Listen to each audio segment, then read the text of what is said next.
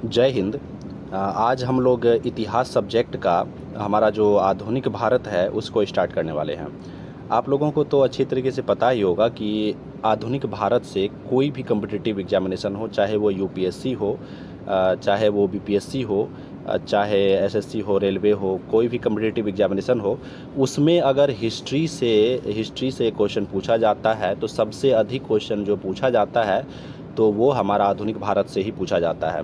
इसलिए हम लोग आज से स्टार्ट कर रहे हैं आधुनिक भारत का पहला सीरीज। और हाँ, मैं अभी वीडियो डेली नहीं डाल पा रहा हूँ, तो आपको पता नहीं चलेगा। थोड़ा सा वीडियो नहीं डाल पाने का कारण जो ये है कि मैं भी एक स्टूडेंट हूँ, मैं भी पढ़ाई करता हूँ, इसको लेके समय नहीं मिल पाता है। तो मैं जब वीडियो डालूं और आपको पता चले तो इसके लिए आप ये कर सकते हैं कि मेरे चैनल को सब्सक्राइब ज़रूर कर लें। इससे क्या होगा कि मैं जब भी जिस भी दिन वीडियो डालूंगा आपको नोटिफिकेशन मिल जाएगी। तो चैनल को आप लोग ज़रूर सब्सक्राइब कर लें। तो आइए चलते हैं, हम स्टार्ट करते हैं हमारा आधुनिक भारत का पहला चैप्टर, पहला सीरीज। इसमें हम लोग जानेंगे कि कौन सा ऐसा मुग़ल का सम्राट था जिसके कि समय से मुग़लों का डिक्लाइन होना, यानी कि मुग़ल शासन का पतन होना स्टार्ट हो गया। तो उस शासक का नाम था औरंगज़ेब। जैसे मुग़ल जो था वो अपनी सैनिक शक्ति के लिए काफ़ी जाना जाता था, सांस्कृतिक उपलब्धियों के लिए जाने जाते थे, और विस्तृत जो थी उसके लिए जाना जाता था। लेकिन औरंगज़ेब की मृत्यु के साथ ही उनकी सारी ये प्रसिद्धि धीरे धीरे डिक्लाइन होने लगती है, उसका शक्ति कम होने लगता है, छिन्न भिन्न होने लगता है। औरंगज़ेब का जब मृत्यु होता है तो औरंगज़ेब की मृत्यु के बाद मुग़ल शासन लगभग 50 साल तक ही चलता है। और इस 50 साल के दरमियान में बहुत सारे शासक आता है, लगभग 13 शासक आता है। उसमें से एक भी सम्राट ऐसा नहीं होता है जो कि प्रभावशाली हो, यानी कि एक भी प्रभावशाली सम्राट नहीं हो पाता है। तो होता क्या है,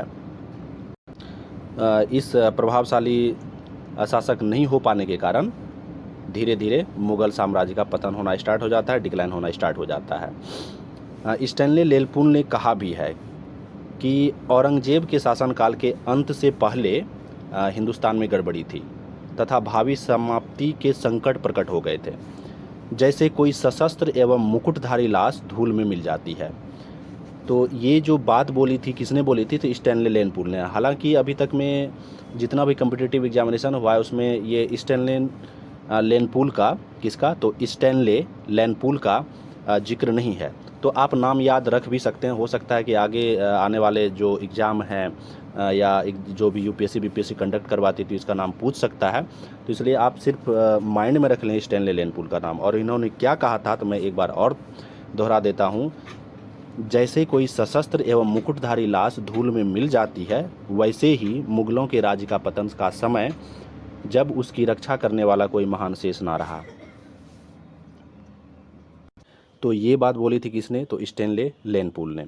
जब औरंगज़ेब अपने जो बोला जाए कि लास्ट समय में थे, तो उनको लगने लगा था कि उनके बेटों के बीच में क्या हो सकता है, तो युद्ध छिड़ सकता है उत्तराधिकार को लेके। तो उन्होंने अपना वसीयत मंगवाया, अपने तीन बेटे मुअज्जम, आजम और कामबख्श के बीच में बांट दिया। अगर हम बात करें कि औरंगज़ेब की मृत्यु का, तो औरंगज़ेब की जो मृत्यु हुई थी वो 20 फरवरी 1707 ईस्वी को हो गया था। और औरंगज़ेब जिस समय बोले तो मृत्यु को प्राप्त हुए थे, उस समय मुग़ल साम्राज्य के पास में कितने प्रांत थे, कितने सूबे थे? प्रांत को ही सूबा बोला जाता है। तो टोटल अगर हम बात करें तो 21 सूबे थे। कितने सूबे थे? तो टोटल 21 सूबे थे, जिनमें अगर हम बात करें तो एक सूबा अफ़गानिस्तान में जो काबुल है वहाँ पर था।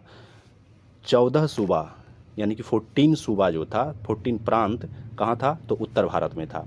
और 6 प्रांत कहाँ था? तो ये दक्षिण भारत में मौजूद था। और अब हम लोग चलते हैं कि अगर जैसे कि अकबर से लेकर औरंगज़ेब तक का बात करें तो अकबर से किससे?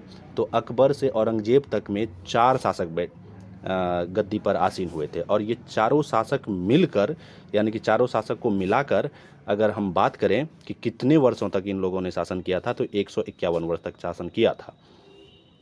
अब फिर बात करते हैं, जब औरंगजेब की मृत्यु हो जाती है तो बहादुर शाह जफ़र प्रथम से लेकर बहादुर शाह जफ़र द्वितीय तक का, तो इनके बीच में लगभग 13 शासक हुए। इन 13 शासक में जो मिलकर अगर हम बात करें तो कितने दिनों तक शासन किया, तो इन 13 शासकों ने मिलकर मात्र 50 वर्ष तक शासन किया।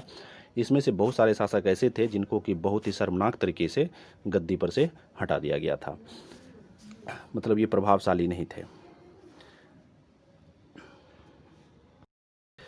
तो एक बार मैं फिर से चर्चा कर देता हूँ कि औरंगजेब जो था कौन, तो औरंगजेब का 3 बेटा था।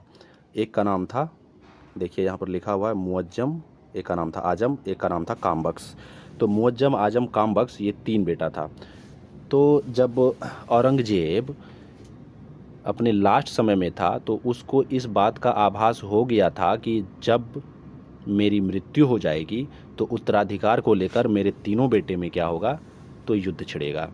तो इसलिए उन्होंने क्या किया, वसीयत मंगवाया, और वसीयत मंगवाकर तीनों बेटों में अपने साम्राज्य का बंटवारा कर दिया। जिसमें बड़े बेटे की अगर बात करें, जिसको कि मुअज्जम बोला गया, तो यहाँ पर मुअज्जम को ही बहादुर शाह जफ़र, तो मुअज्जम का एक और नाम था जिसको कि बहादुर शाह जफ़र कहा जाता था, और एक नाम था उसका, क्या और एक नाम क्या था, तो वो नाम था शाह आलम। तो ये जो मुअज्जम है,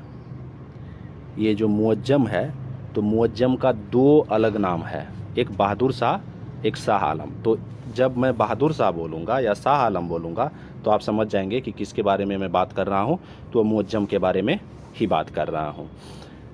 तो क्या किया औरंगजेब ने, अपने सारे प्रांत का बंटवारा तीनों बेटे में कर दिया, यानी कि मुअज्जम जिसका नाम शाह आलम भी है और बहादुर शाह जफ़र भी है, बहादुर शाह जफ़र प्रथम, ठीक। तो बड़े बेटे को कितना टोटल मिला, तो 12 प्रांत मिला, इसको सबसे ज़्यादा प्रांत मिला। उसके बाद आते हैं मोहम्मद आजम को गुजरात, आगरा, मालवा तथा दक्कन की सूबेदारी मिली, और उसका जो बेटा कामबख्श था उसको बीजापुर और हैदराबाद की सूबेदारी मिली। तो इस वीडियो में यहीं तक हम लोग जानते हैं, वीडियो थोड़ा बड़ा हो जाएगा। अगले वीडियो में हम लोग जानेंगे बहादुर शाह जफ़र के बारे में, यानी कि बहादुर शाह प्रथम के बारे में जानेंगे। तो ये जो बहादुर शाह प्रथम थे, इनका शासनकाल 1707 से लेकर 1712 तक चला था।